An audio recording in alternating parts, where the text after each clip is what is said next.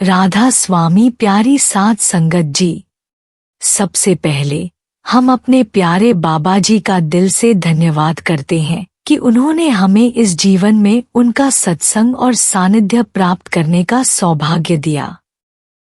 यह उनकी कृपा ही है कि हम इस अनमोल अवसर को पा सके, क्योंकि गुरु के बिना इस संसार में कुछ भी संभव नहीं है। गुरु ही वह प्रकाश है जो हमें अज्ञान के अंधकार से निकालकर परम सत्य की ओर ले जाते हैं। आज हम एक अत्यंत महत्वपूर्ण विषय पर चर्चा करेंगे, नाम जाप की महिमा। बाबाजी हमें बार बार यह सिखाते हैं कि नाम जाप ही आत्मा की सच्ची खुराक है। यह केवल शब्दों का उच्चारण नहीं, बल्कि हमारे जीवन को संवारने का सबसे शक्तिशाली साधन है।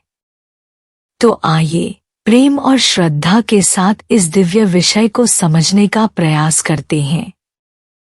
हमारा यह जीवन केवल खाने पीने, धन दौलत इकट्ठा करने और सांसारिक इच्छाओं में खो जाने के लिए नहीं है। बाबाजी हमें बार बार यह सिखाते हैं कि हमारा असली घर यह संसार नहीं, बल्कि वह दिव्य लोक है जहाँ से हमारी आत्मा आई है। लेकिन माया, मोह और इच्छाओं के कारण हम अपने असली स्वरूप को भूल जाते हैं। भजन सिमरन हमें अपने असली घर का रास्ता दिखाता है। यह हमें दुनिया के भटकाव से निकालकर आत्मिक शांति देता है। यह हमारे मन की चंचलता को खत्म कर हमें सद्गुरु के चरणों में स्थिर करता है। प्यारी संगत जी, बाबाजी हमें बार बार समझाते हैं कि यह संसार एक सपना है। अगर हम इस सपने में ही उलझे रहेंगे तो असली सच को जान ही नहीं पाएंगे। भजन सिमरन ही वह साधन है जो हमें इस छलावे से बाहर निकाल सकता है।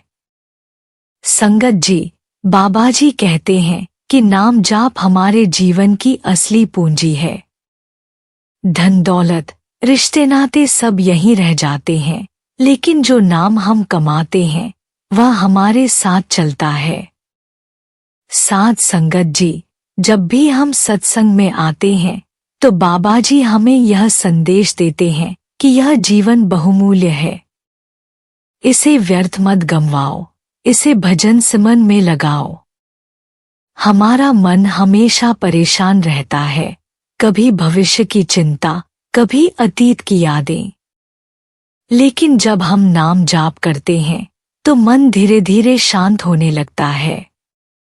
बाबाजी हमें समझाते हैं कि सच्ची शांति बाहर नहीं, बल्कि भीतर है। हमने अनगिनत जन्मों में कई अच्छे बुरे कर्म किए हैं, जिनका हिसाब किताब इस जीवन में भी चलता रहता है। बाबाजी कहते हैं कि भजन सिमरन उन कर्मों का प्रभाव कम करता है और हमें गुरु कृपा का पात्र बनाता है। जब हम भजन सिमरन करते हैं तो हमारी आत्मा बलवान होती है। बाबाजी हमें सिखाते हैं कि बाहरी दुनिया की शक्ति क्षणिक होती है, लेकिन नाम की शक्ति हमें जन्म जन्मांतर तक सहारा देती है। बाबाजी हमें बार बार यह विश्वास दिलाते हैं कि जो प्रेम से नाम जाप करता है वह कभी अकेला नहीं होता। उनके चरणों की छाव हर पल हमारे साथ होती है। दुनिया में हर कोई मौत से डरता है, लेकिन बाबाजी हमें यह गूढ़ रहस्य समझाते हैं कि आत्मा अमर है।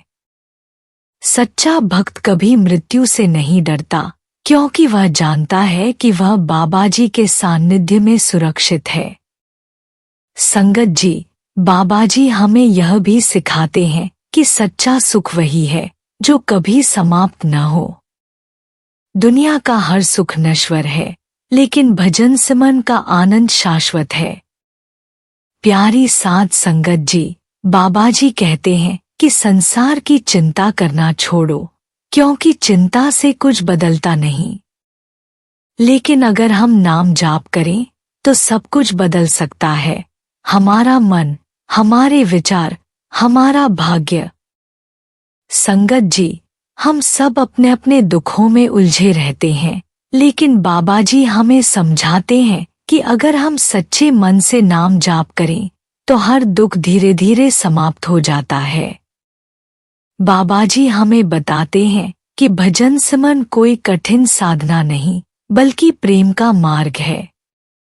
नियमित समय पर बैठें, सुबह और रात को कम से कम आधा घंटा सिमरन जरूर करें। श्रद्धा और प्रेम से करें, इसे बोझ समझकर न करें बल्कि इसे अपने जीवन का सबसे प्रिय कार्य मानें। ध्यान केंद्रित करें, विचारों को इधर उधर भटकने न दें, पूरी एकाग्रता के साथ गुरु के नाम का जाप करें। जीवन में सच्चाई और सेवा अपनाएं। नाम जाप का असली प्रभाव तभी आएगा जब हम अपने जीवन में सच्चाई, प्रेम और सेवा को अपनाएंगे। संगत जी, बाबा जी कहते हैं कि नाम जाप केवल बैठकर करने की चीज नहीं बल्कि इसे जीवन का हिस्सा बनाना है। चलते फिरते, काम करते, हर पल इसे अपने भीतर दोहराना है। प्यारी साध संगत जी, बाबा जी हमें सिखाते हैं कि सिमरन तब तक अधूरा है जब तक हमारा जीवन भी शुद्ध न हो। इसलिए हमें सच्चाई, सेवा और प्रेम का मार्ग अपनाना चाहिए।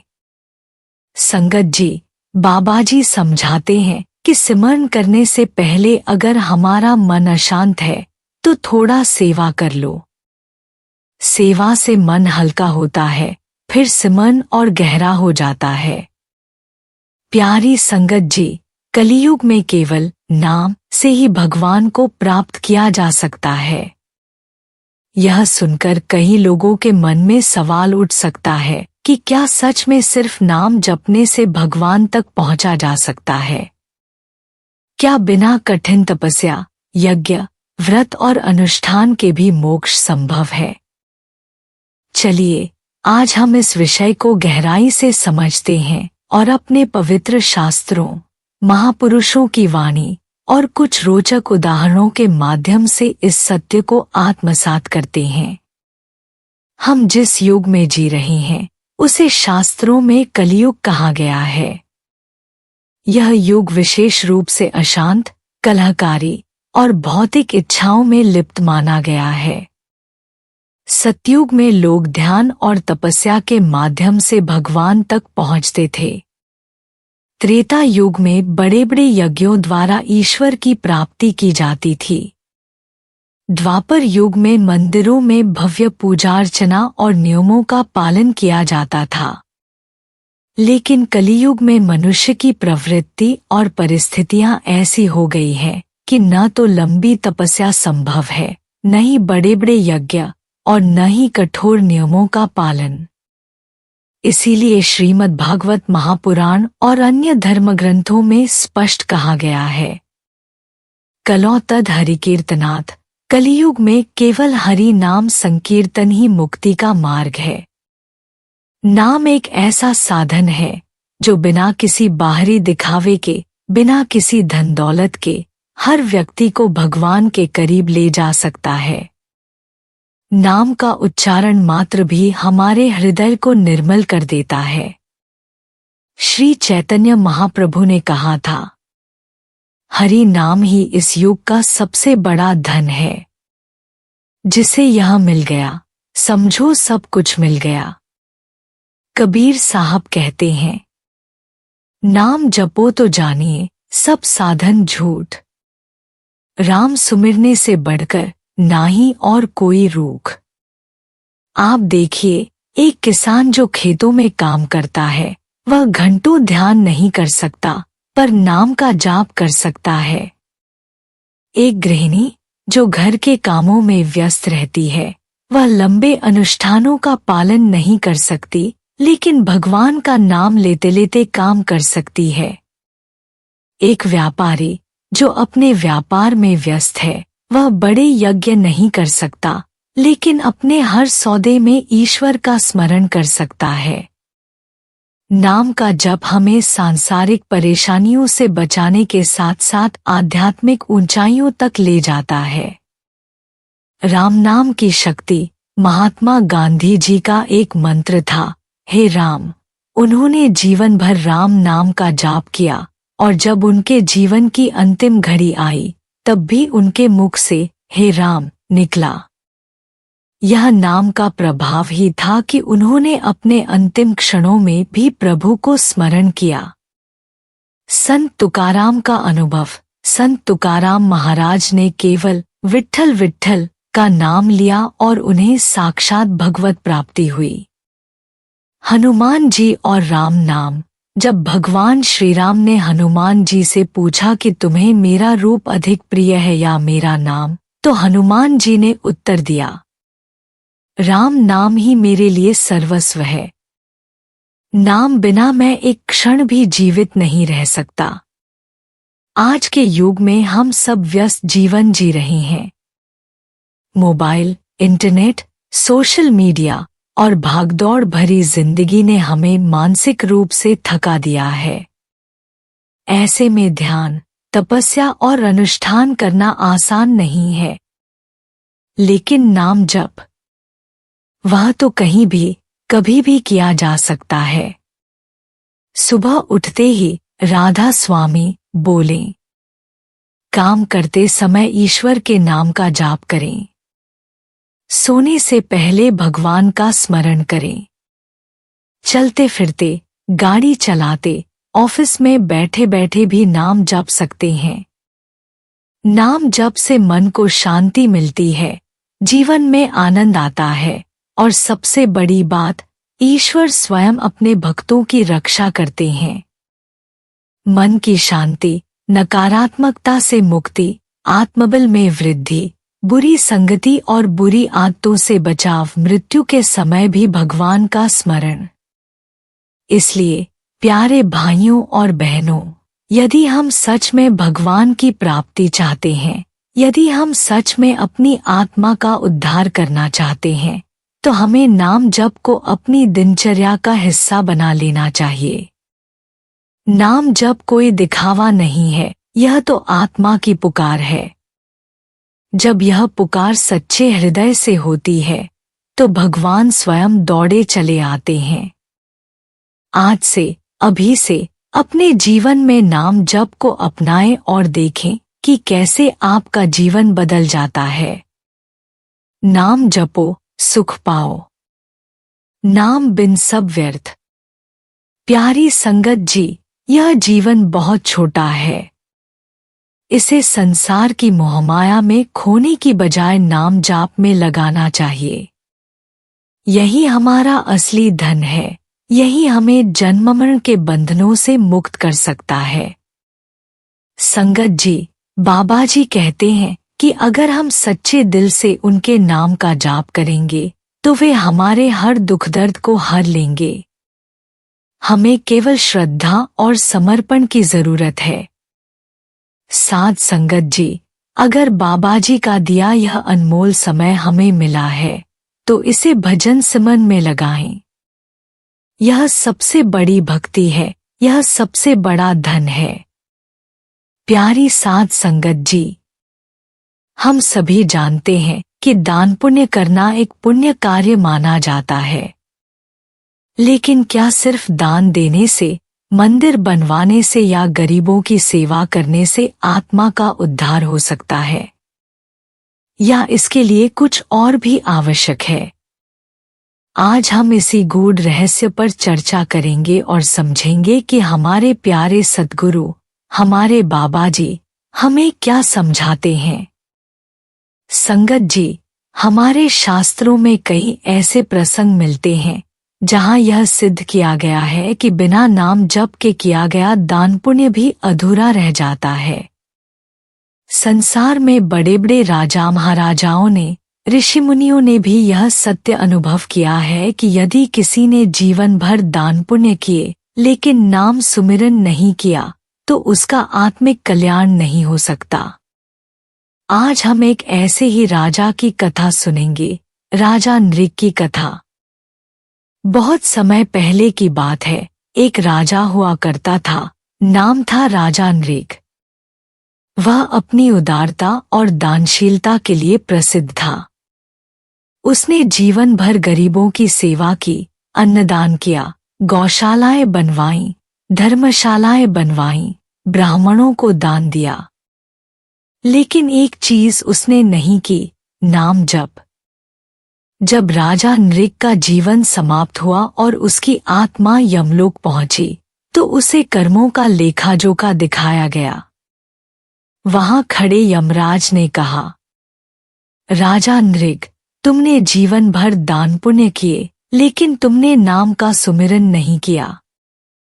तुम्हारा मन दान दक्षिणा में इतना लिप्त रहा कि तुमने ईश्वर को ही याद नहीं किया। इस कारण तुम्हें इस जन्म के पुण्य तो मिलेंगे, लेकिन तुम्हारी आत्मा मुक्त नहीं होगी। तुम्हें अगले जन्म में गिरगिट बनना पड़ेगा। यह सुनकर राजा नृग अचंभित रह गया। उसने सोचा कि उसने तो बहुत पुण्य किए थे, फिर भी उसका ऐसा भाग्य कैसे हो सकता है। लेकिन यह कर्मों का नियम था। दान पुण्य से केवल संसार में प्रतिष्ठा मिलती है, लेकिन आत्मा की मुक्ति केवल नाम जप से ही होती है। बाबाजी क्या समझाते हैं? साध संगत जी, बाबाजी हमेशा हमें यही समझाते हैं, दान पुण्य करो, लेकिन सबसे पहले नाम जपो। नाम जप के बिना किए गए दान का फल नश्वर होता है, वह केवल इस जन्म तक सीमित रहता है। नाम जप से आत्मा पवित्र होती है और प्रभु से जुड़ने का मार्ग मिलता है। संसार में हर चीज क्षणिक है, लेकिन नाम जप से मिलने वाली शांति और सच्चा सुख कभी नष्ट नहीं होता। तो हमें क्या करना चाहिए? प्यारी संगत जी, यह कथा हमें यही सिखाती है कि हमें अपनी रोजमर्रा की जिंदगी में भजन सुमिरन को प्राथमिकता देनी चाहिए। हम दान करें, सेवा करें, लेकिन सबसे पहले अपने सद्गुरु द्वारा दिए गए नाम का सुमिरन करें।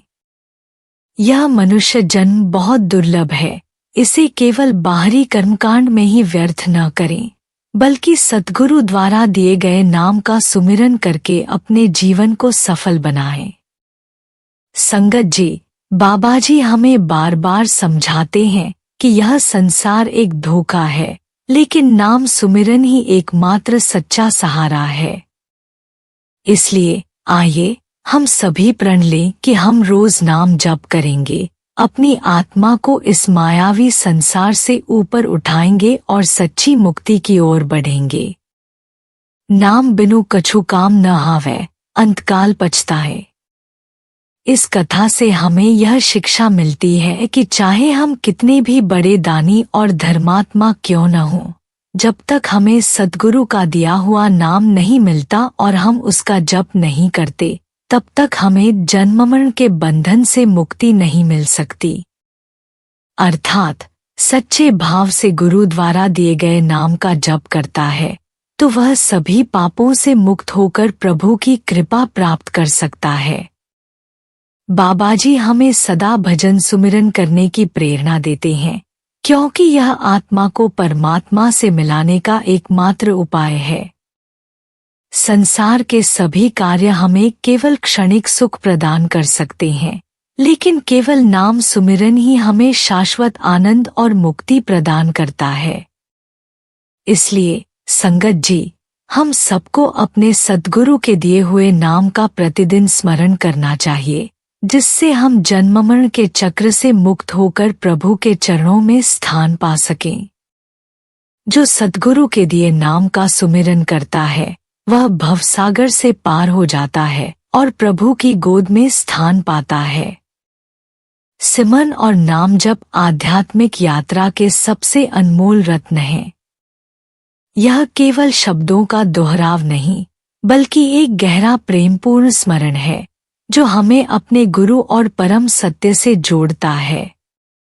जिस प्रकार एक बच्चा अपनी माँ को हर हाल में याद करता है, वैसे ही एक जिज्ञासु आत्मा अपने गुरु का सिमरन करती है। सिमरन हमारे मन को शांत करता है, हमारे भीतर स्थिरता लाता है और हमें इस भौतिक संसार की हलचल से परे आध्यात्मिक आनंद की ओर ले जाता है। लेकिन कई बार हमारी दिनचर्या, चिंताओं और भटकते विचारों के कारण हम सिमरन से दूर हो जाते हैं। इसी संदर्भ में एक बार एक बुजुर्ग ने बाबा जी से एक गहरा प्रश्न पूछा। मैं रोज ध्यान करता हूँ, लेकिन हाल ही में मेरा मन भटकने लगा है। मैं सिमरन में एकाग्रता नहीं बना पा रहा हूँ। इसका क्या उपाय है? बाबा जी का उत्तर हमें सिमरन की वास्तविक महत्ता और इसे निरंतर बनाए रखने के गूढ़ रहस्य को समझाने वाला था। हर किसी के पास यादें होती हैं। जब हम किसी पुराने मित्र को याद करते हैं तो उसकी छवि हमारे मन में उभरती है और हमारे हृदय में एक विशेष भावना जागृत होती है। कुछ वर्षों पहले एक बुजुर्ग बाबा जी से एक प्रश्न पूछने के लिए खड़े हुए। उन्होंने कहा, मैं नियमित रूप से ध्यान करता हूँ, लेकिन हाल ही में सिमरन से दूर हो गया हूँ। मेरा मन भटक जाता है और मैं अपनी एकाग्रता खो देता हूँ। बाबा जी मुस्कुराए और बोले, यह मन का स्वभाव है। फिर थोड़ी देर रुककर उन्होंने पूछा, हम हजूर महाराज जी को कैसे भूल सकते हैं? गुरु हमेशा सरल शब्दों में गहरे प्रश्नों का उत्तर देते हैं, जो हृदय को छू जाते हैं। हम अपने गुरु को कैसे भूल सकते हैं? वह जिन्होंने हमें आध्यात्मिक मार्ग दिखाया, दीक्षा दी और अब भी हमारा मार्गदर्शन कर रहे हैं। फिर भी जीवन की भागदौड़ में हम कभी कभी उन्हें भूल जाते हैं। सिमरन का अर्थ है स्मरण। जब हम गुरु द्वारा दिए गए पवित्र नामों को दोहराते हैं तो हमारा ध्यान तीसरी आंख पर केंद्रित होता है, जहां उनका आध्यात्मिक स्वरूप स्थित है। उन्होंने न केवल हमें ये नाम दिए, बल्कि यह भी बताया कि हमें अपने जीवन को कैसे ढालना चाहिए ताकि हम निरंतर उनसे जुड़े रहें। फिर भी मन की चंचलता हमें भटका देती है। बाबा जी ने इस प्रश्न का उत्तर 3 चरणों में दिया। मन का स्वभाव, मन हमें दुनियावी विचारों में उलझाए रखता है, लेकिन हमारा काम सिमरन के द्वारा इन्हें बदलना है। गुरु कहते हैं, अपना सिमरन करो और जाने दो। स्वचालित सिमरन को हमारे स्वभाव का हिस्सा बनना चाहिए, जैसे साइकिल चलाना। प्रारंभ में प्रयास करना पड़ता है, लेकिन अभ्यास से यह सहज हो जाता है। गुरु को कैसे भूल सकते हैं? यह प्रश्न हमें भीतर झांकने को प्रेरित करता है। हम अपने गुरु को कभी नहीं भूल सकते, फिर भी ध्यान में उन्हें भूल जाते हैं। एक बार किसी ने बाबा जी से पूछा कि उन्हें स्टेज पर बैठे गुरुजी पर ध्यान देना चाहिए या स्क्रीन पर उनकी छवि पर। बाबा जी ने तुरंत उत्तर दिया, दोनों ही भ्रम हैं। गुरु का असली स्वरूप हमारे भीतर है। सिमरन हमें गुरु से जोड़ता है और हमें उनकी उपस्थिति का एहसास कराता है। जब हम किसी प्रियजन को याद करते हैं तो मन में एक सुकून भरी अनुभूति होती है। हमारे गुरु क्यों नहीं? सिमरन गुरु का दिया हुआ सबसे सुंदर उपहार है। यह हमें कठिन समय में संबल प्रदान करता है और मन को नियंत्रण में रखने का साधन है। गुरु महाराज जी ने कहा था, शब्दों में कुछ नहीं होता, लेकिन चूंकि ये गुरु से आए हैं, इनमें शक्ति समाई है। जैसे जैसे हम आध्यात्मिक रूप से परिपक्व होते हैं, हमें समझ आता है कि मन हमेशा एक चुनौती रहेगा, लेकिन सिमरन के निरंतर अभ्यास से हम इसे नियंत्रित कर सकते हैं। गुरु हमें बार बार याद दिलाते हैं, अपने मन को इन शब्दों में लगा दो, प्रेम और भक्ति अपने आप आ जाएगी। गुरु सिर्फ हमारे अतीत का हिस्सा नहीं है, वे हमारा भविष्य भी हैं। स्वामी जी ने कहा है, नाम पुकारने पर सोया हुआ व्यक्ति भी जाग जाता है। नाम में इतनी शक्ति है, लेकिन यह आपकी भक्ति और दृढ़ता की परीक्षा लेता है। सच्चा सिमरन वही है जो हमें हर पल गुरु से जोड़े रखे। यह संसार एक अस्थायी ठिकाना है जहाँ हर कोई किसी न किसी रूप में दुख, चिंता और असंतोष का अनुभव कर रहा है। हमारे भीतर एक बेचैनी बनी रहती है, एक अधूरी तलाश जो हमें यह एहसास कराती है कि भौतिक सुख सुविधाओं के बावजूद कुछ तो ऐसा है जो अधूरा रह गया है। गुरु हमें यही समझाते हैं कि इस बेचैनी का मूल कारण आत्मा का अपने स्रोत से, अपने पिता से बिछड़ जाना है। गुरु हमें जो सबसे महत्वपूर्ण शिक्षा देते हैं वह यह है कि ध्यान ही इस जीवन की हर समस्या का समाधान है। जब भी हम डेरा से लौटते हैं और लोग हमसे पूछते हैं, बाबाजी ने क्या कहा, तो उत्तर हमेशा यही होता है, ध्यान करो। लेकिन हम अक्सर इसे हल्के में ले लेते हैं, यह सोचते हुए कि कोई नई चमत्कारी बात सुनने को मिलेगी। जबकि सच्चाई यही है कि ध्यान ही हमारी सबसे बड़ी औषधि है। ध्यान के माध्यम से आत्मा अपने असली घर की ओर लौटने का मार्ग खोजती है। यह मन और इंद्रियों के बंधन को तोड़ने का साधन है जो हमें इस संसार की अस्थायी चीजों में उलझा कर रखता है। सुख दुख, अमीरी गरीबी, सफलता असफलता, ये सब बाहरी संसार के खेल हैं, लेकिन आत्मा का असली सुख तभी संभव है जब वह अपने स्रोत से जुड़ जाए। इसलिए गुरु हमें बार बार एक ही संदेश देते हैं, नाम का जाप करो, ध्यान करो। यह केवल एक उपदेश नहीं बल्कि एक अनुभूति है जो हमें भीतर से बदल देती है। जब हम इस साधना को अपनाते हैं तो दुनिया की परेशानियां हमें उतना प्रभावित नहीं करती और हम अपने जीवन के असली उद्देश्य की ओर बढ़ने लगते हैं। नियमित ध्यान के बिना आध्यात्मिक जीवन वैसा ही है जैसे उत्तम मिट्टी को संजोना, उसे शुद्ध करना, तैयार करना, सुरक्षित रखना, उसमें खाद और पानी डालना, लेकिन उसमें बीज ही न बोना। यदि बीज रोपा जाए और उसकी देखभाल की जाए तो वह एक सशक्त वृक्ष बनेगा और मधुर फल देगा। लेकिन यदि बीज ही न बोया जाए तो चाहे मिट्टी कितनी भी उपजाऊ हो, उसमें कुछ भी उग नहीं सकता। ध्यान करना अनिवार्य है, देर सवेर इसे करना ही होगा।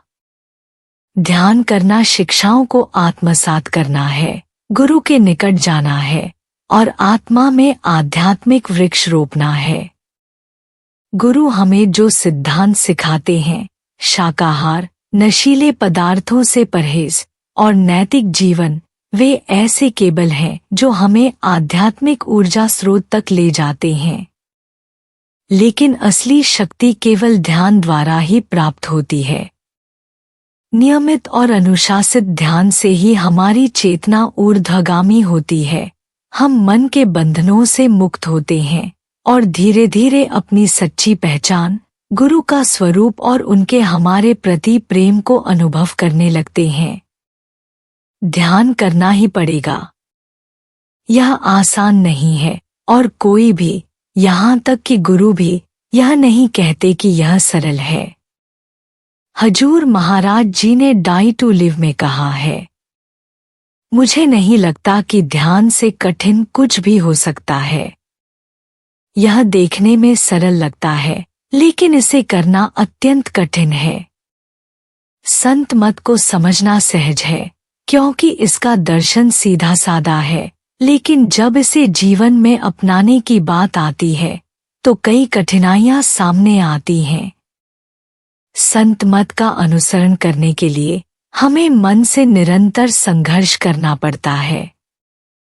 ध्यान को नियमित और प्रभावी बनाने के उपाय। आध्यात्मिक साहित्य का दैनिक पाठ। हमारी आध्यात्मिक यात्रा कठिन और चुनौतीपूर्ण है। संत इसकी तुलना एक ऊंचे पर्वत पर चढ़ाई से करते हैं, जहां हम शांति, प्रेम और आनंद का अनुभव करते हैं, लेकिन राह में बाधाएं भी आती हैं। कठिन समय में गुरु के शब्द हमें नई शक्ति प्रदान करते हैं और हमें जीवन के वास्तविक उद्देश्य की याद दिलाते हैं। गुरु की वाणी हमें बार बार पढ़नी चाहिए।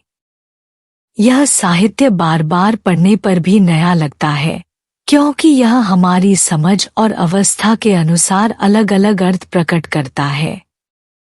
हजूर महाराज जी ने कहा है, गुरु ने हमेशा सत्संगियों को संतमत की पुस्तकों को पढ़ने का निर्देश दिया है, विशेषकर उन लोगों को जो सत्संग में नहीं आ सकते। जब ध्यान कठिन लगे या सत्संग में जाना संभव न हो तो संतों की शिक्षाओं का अध्ययन करना सर्वोत्तम उपाय है। अन्यथा मन अपने भ्रम उत्पन्न करता है और हमें भटका देता है। जब तक मन पर विजय प्राप्त नहीं की जाती तब तक यह सबसे बड़ा शत्रु बना रहता है।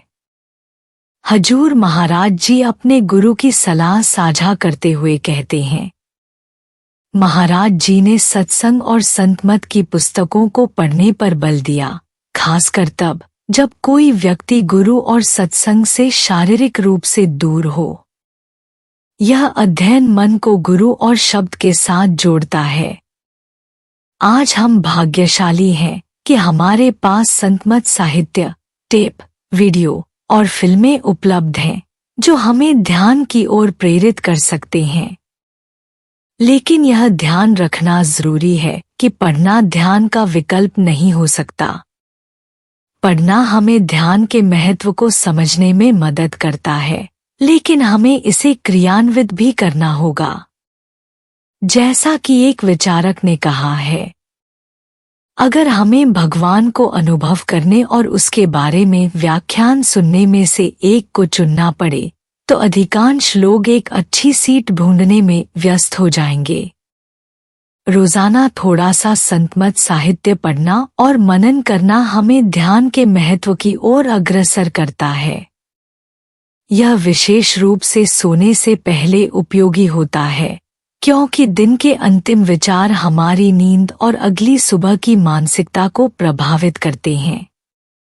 उत्तेजक या नकारात्मक सामग्री बेचैनी उत्पन्न कर सकती है, जबकि संतों के शब्दों का पाठ और सिमरन हमें शांति, सुरक्षा और आध्यात्मिक ऊर्जा प्रदान करता है। आध्यात्मिक संगति।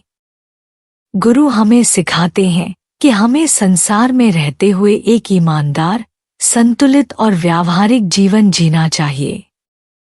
हमें अपनी सांसारिक जिम्मेदारियों को निभाते हुए सत्संग और आध्यात्मिक चर्चा के लिए समय निकालना चाहिए।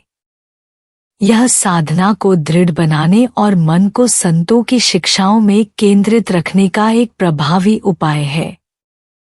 ध्यान कोई विकल्प नहीं, बल्कि आध्यात्मिक यात्रा का अनिवार्य हिस्सा है।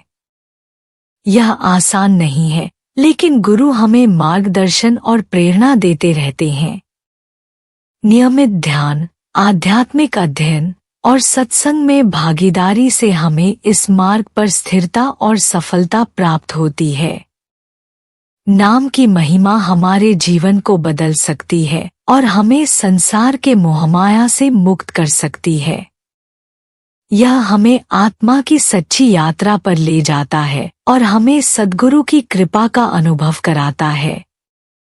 इस साखी और बाबा जी की शिक्षाओं का मुख्य संदेश यह है कि सद्गुरु की कृपा, सेवा, भजन सुमिरन और नाम की कमाई से हम अपने जीवन को सच्चे अर्थों में सार्थक बना सकते हैं।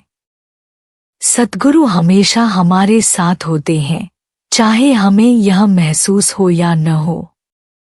वे हमें संसार के मोह और अहंकार से बचाकर आत्मा की सच्ची यात्रा पर ले जाते हैं। गुरु की कृपा बिना जीवन अधूरा है। अपने भजन, सुमिरन और सेवा के जरिए हम इस कृपा को महसूस कर सकते हैं और अपने जीवन का असली लक्ष्य समझ सकते हैं। प्यारी साध संगत जी, आज की इस साखी से हमें यह समझ आया कि सद्गुरु की कृपा असीम है और उनका हर कदम हमारे भले के लिए होता है। चाहे आजमाइशें हों या कठिन रास्ते, सद्गुरु हमें हमेशा सही दिशा दिखाते हैं। बस हमें अपने भजन, सुमिरन, सेवा और नाम की कमाई में लगे रहना है। यही वो रास्ता है जो हमें अहंकार से मुक्त कर सद्गुरु की शरण में ले जाता है। अगर आपको यह साखी और हमारे चैनल की यह कोशिश पसंद आई हो तो इसे ज़्यादा से ज़्यादा लोगों तक पहुंचाने के लिए लाइक करें, शेयर करें और हमारे चैनल को सब्सक्राइब करना न भूलें। क्योंकि संगत जी, ऐसी साखियों और सद्गुरु की शिक्षाओं से जुड़कर ही हम अपने जीवन को और भी सुंदर बना सकते हैं। अगली बार फिर मिलेंगे एक और प्रेरणादायक साखी के साथ। तब तक के लिए राधा स्वामी जी।